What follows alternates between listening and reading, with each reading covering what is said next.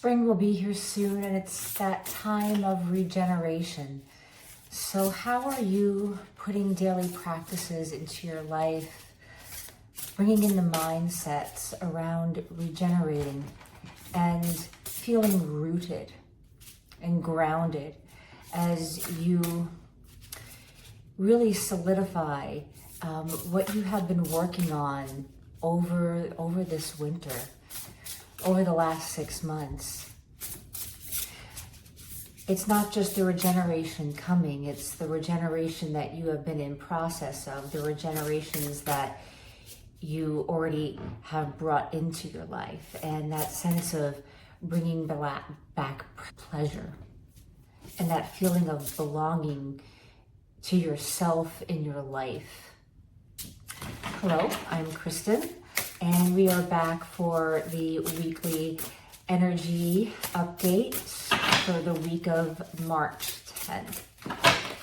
Hit the like button, do all the things. I would super appreciate it. It's a way to help the channel, and I feel honored for the support.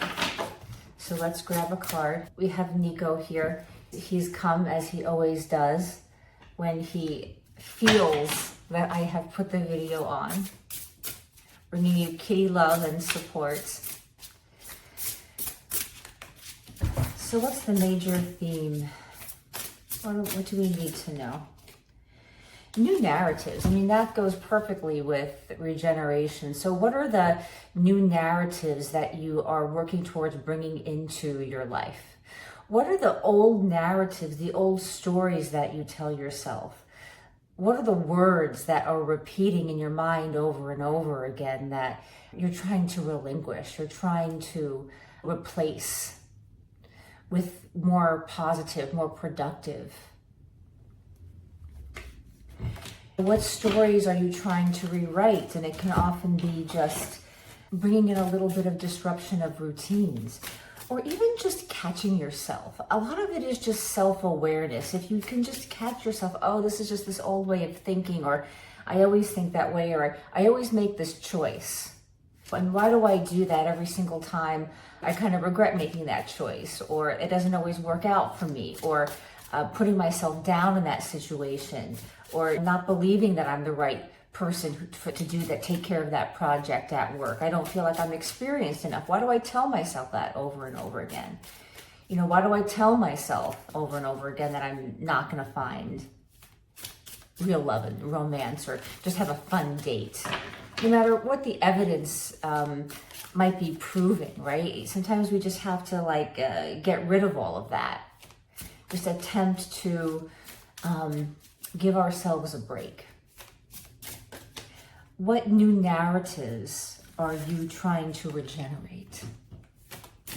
Perhaps, and by that I mean, what were your old dreams and goals? Your old way of, perhaps in an earlier age, you felt really confident, or you really felt very hopeful or determined, and through the years that's been lost. Like, how can we take the time this week to begin to regenerate some old narratives that we used to have when we were more hopeful, when we were more in the space of dreaming and believing in ourselves? What are we letting go of? We're letting go of Nine of Swords. We're letting go of old narratives. We're letting go of the constant reminder that we give ourselves of whatever the lack or the scarcity mindset is. But this is also cutting out people and situations around us that reiterate the old patterns. Because this feels like patterns to me as well, the way these knives are sitting here on this Nine of Swords. They're coming across like cord cutting knives, like those little kind of knives for cord cuttings. It's like you're going in, you're cutting cords, and you don't have to do any big elaborate ritual around it. It could literally be choosing to cut this out. I'm choosing to cut this particular person's, I'm choosing to limit their access to my energetic field, right? Perhaps you have to be around someone for whatever reason in your life, but you can choose to limit your access into your inner sanctum, to not allow them to pierce you and your field with whatever muck. Or it's when people put their own personal stuff on you and then you take it as yourselves. I think that's huge, when other people's lack of self-worth, lack of confidence, lack of commitment to themselves, lack of belief in themselves, kind of like, it can almost be like a virus or a little bit vampiric. And it's like some of you are around people that can't stand it if they see you rising in your personal power, or becoming more awakened and more clear about things, and stepping on your personal growth path to a higher place of stepping into the truth about yourself, your authentic rawness and realness. And it can be as simple as, I don't allow this person to have this access. It could be as simple as getting one of those like sage sprays, but spraying it with intention, or a simple hand move, or just like a real, like, solid, embodied sense of like, no, I have boundaries before you enter the room with this person. Because there's a new beginning waiting for it. But it can often feel very risky to step out of old mindsets, because they feel like they're functioning in our lives and everything is sort of going the way it's going and things are working, even though it's completely uncomfortable. So this is a week of getting a little bit out of your comfort zone in some of these old narratives. And again, it's what narratives do you want to rewrite? Do you want to let go of? And again, for some of you, it's like, what do I want to bring back when I had more hope and believe in myself, and this pleasure-seeking, fearless will around these different areas of your life? What's coming to light? What's coming to light is creating personal freedom, creating a structure within your life that feels very focused, that has a very specific path and plan to it. And yet there's freedom and there's flow within it, with the Four of Wands. This is also really bringing those that you trust, that you feel this deep trust with, that are right to bring into your inner circle, your inner sanctum. These are people that you want to get private with. Perhaps there's one particular person that you feel that you can be very private with. And just knowing that you have that connection with that person is enough to bring a sense of newness, a sense of, okay, I feel safe with this person, and I can get really private and intimate with them, or perhaps this group of people. Therefore, I know I can experience this more and more in my life, creating that new narrative. King of Cups, King of Cups is very emotional. To move in focused, determined actions, moving forward, taking actions, but with feeling emotionally connected to the actions that you're taking. So it's not the rote thing. It's not, okay, this is the story that I always do. This is the plan. This is the routine. It's like, am I connected to this action that I'm taking? Whether it be work, whether it be in relationship, whether it be with your own personal growth or your own personal life. Do I really want to go to that yoga class? Like, that teacher annoys me. Can I go out of my way and go to a class that is at a time that's not quite as convenient?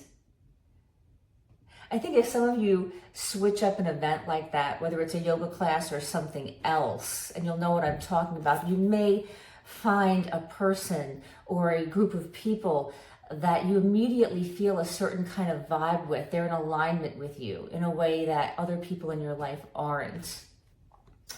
King of Cups, that very action-oriented energy that moves forward in that emotionally connected way, but also isn't like, telling everybody all their stuff way too soon either. It's not sitting in the emotions. It's not relishing too much in over-identifying with the emotions that are coming up that are perhaps associated with this old sort of negative feeling. Perhaps we've had a little bit of a victim mentality. We can all do that, where we feel scarcity, we get locked into that. And then we kind of find ourselves talking about it, especially if you're still in some old narratives. And again, I really can't stress, and for this week, when you are around groups of people or places, events that you go to, and maybe you've been around these people for years and years and years, and they know you to be a certain way. And even though you've changed, you find yourself reverting into a version of yourself. And I'm not saying that people are bad. It could be your hairdresser that you've been to for 10 years. And that person has seen you go through all kinds of grief and heartache and stuff. And there's something about whenever you sit in the chair, that all this stuff comes up and you feel like you look terrible. It could really be that simple, or it could be something that's way more deeper, way more dissatisfying. Perhaps if this happens with family a lot, where we kind of get in front of family and we revert back. And this can often be because people that have known us like family, they know what we were like when we were younger, we were sorting things out, when we were making mistakes. I remember my Aunt Chris used to always, for years and years, used to say this thing about, we were going to the theater in New York City, and I was like 25 years old, and I was wearing this little tiny black dress to the theater, and it was freezing outside. It was stylish at the time. It was the black dress and the shoes and the whole thing, but I wasn't wearing, I was kind of exposed a little bit, and I thought I looked great, but I was really cold, and it was cold in New York City, and I had this small jacket on, and they were like, you're not wearing, you're wearing this little black dress. Anyway, for 10 years, they would bring this up and about how I dress. You know what I mean? When I didn't do that kind of thing anymore.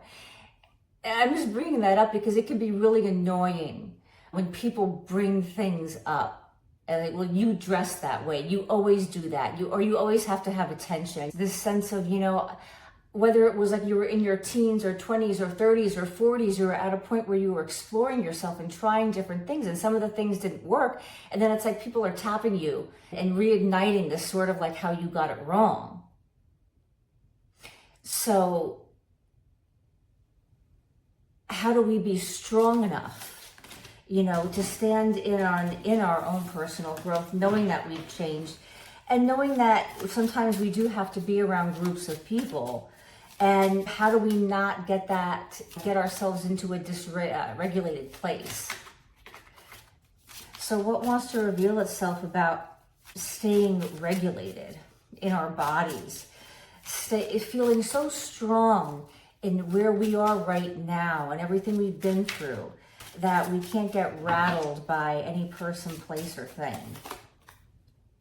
So the Knight of Cups is so interesting because it went from the King of Cups to the Knight of Cups to the Page of Pentacles to the Queen of Cups.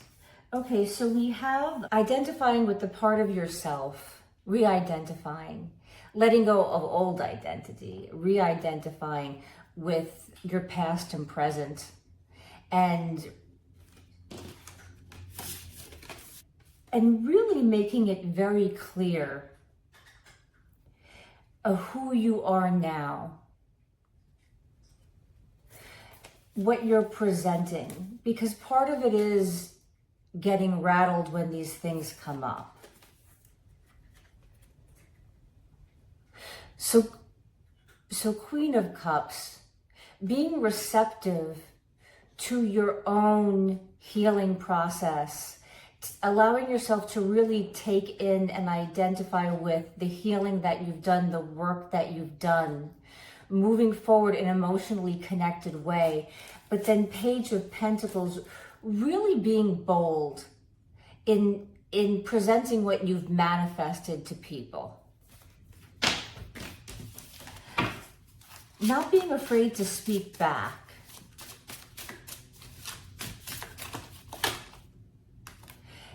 About who you are now with the Ace of Rods, your passions,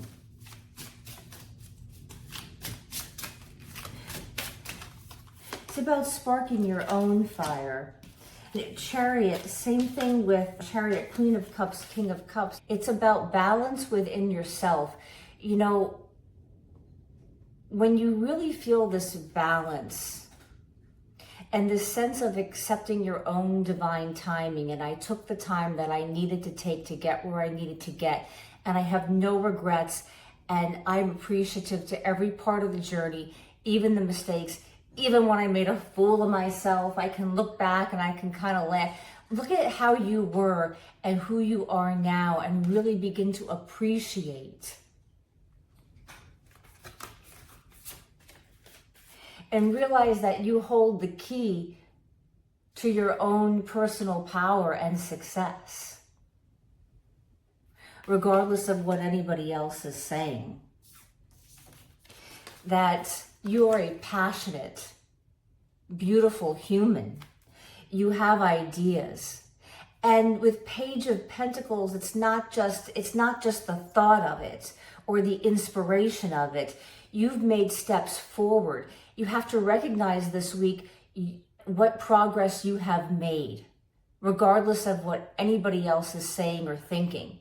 A lot of times we think this is what people are saying or thinking about us, or, you know, oh, this is a look that they gave us, or the tone of their voice, this. And a lot of times it's just the inner dialogue, the inner narrative that we're telling ourselves, because we're rooted in this sort of like being unsure, being unsteady in that tightrope walk of, I'm getting to this destination of who I want to be more and more every single day. And it doesn't really matter what anybody else thinks. The Devil reversed, it is dropping old addictions, old narratives. This really is a week about really sitting with how you talk to yourself, and how you allow other people to talk to you, and how you allow other people's words, whether they mean to have an effect on you or not, how you allow those things to affect you as well. And to really sit with, what's my responsibility in this? What can I take responsibility for myself? And I have to slowly but surely continue to bring in a new thought pattern around this, a new story around this. Do I need to cut someone off? Do I need to, you know, put a certain amount of limitations on the access that someone has to my field? How do I move forward in the new person that I know that I am, or in this new place where I know that I am, regardless of what other people think? How can I stay steady and true to myself when I step into a place where I can very easily be triggered to say or act in an old behavior pattern, begin to think old things, begin to get really sensitive about whatever is said around me, because there's a part of me that is not quite steady and sure of my personal power, my gifts. What opportunities am I not giving myself? How am I not recognizing myself? And just sit with it. And we sit with it in order to give ourselves the time to begin to connect with this new way of being. Because with death, everything, you know, has come full circle. The time has come. The time is now. Don't be afraid of your process. Don't be afraid of how long any part of your process took. No regrets. Je n'ai rien, as Edith Piaf beautifully sang. Some of you really should be listening to Je n'ai rien, Edith Piaf. You'll find it inspirational, and I think that it'll be very cathartic. And don't be afraid to give yourself a nice cry and to allow yourself to feel emotional. This week is a time to bring out the songs, the movies, the stories that help you to feel emotional and feel that emotionality all through the body, to connect with that emotion, what it is to feel emotional. It's okay to be in your body and feel your feelings, and that safety that you have, that you've cultivated over all this time and all these processes and all this personal growth and all this change and all this making mistake and learning and taking it in and being proud of that. Because you've come to this place right here, right now, and the spring is about to be here. It's regeneration. Have a lovely week. I hope that you will stop by. I've got readings going up every day this week about love, about career, random readings. I love you. I love you being a part of this. Thank you for sitting with me. I hope to sit with you again very soon. Hit the subscribe button. I would love to have you as a member of the community. I'm just really happy to be here on YouTube and to be building something. And I hope you come along for the ride. Bye.